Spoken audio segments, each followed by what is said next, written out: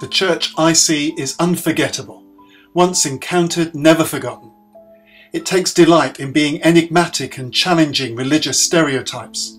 Its constant readiness to reinvent itself and stay one step ahead of the culture around it keeps it from irrelevant obscurity. I see a church that's everywhere. It turns up wherever love is needed. Its passion spills out from its dynamic gatherings into every area of its people's lives, making them movers and shakers wherever they're strategically positioned in life. I see an extravagant church. It serves God without counting the cost of time, money, or effort.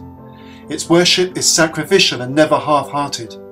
Grace, patience, and kindness flow freely to one another and to the needs of the world around it. I see an engaged church that can't rest while there's injustice, loves all of God's creation, and while it passionately calls on God to intervene, never substitutes prayer for caring action. I see an inclusive church where men, women, and people of all ages, nations, and backgrounds can serve God equally and nobody feels in the minority. A church which is high on grace and low on judgment.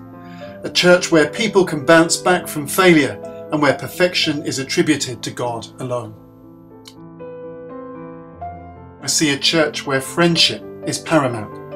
Prioritized friendship with God enriches and galvanizes all of its earthly friendships. It's a church whose social life is as strong as its spiritual life. I see a mobilized church where people reach their fullest potential, where people are equipped through teaching and personal encouragement to squeeze the most out of life and put the most back in. A church where everyone knows that they are indispensable and integral to the vision. I see a supernatural church passionate about the Holy Spirit, a church where Jesus is seen to be alive and the first place people come when they need a miracle. A church where prayer, personal and corporate, is a priority and a joy.